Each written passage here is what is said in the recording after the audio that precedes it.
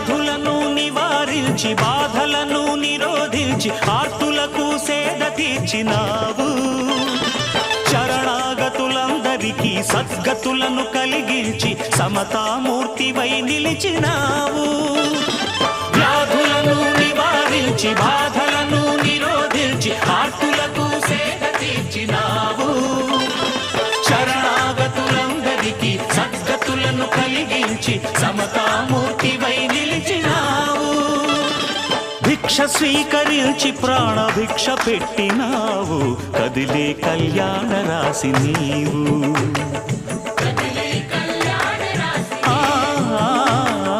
కదిలే కళ్యాణ రాశి నీవు.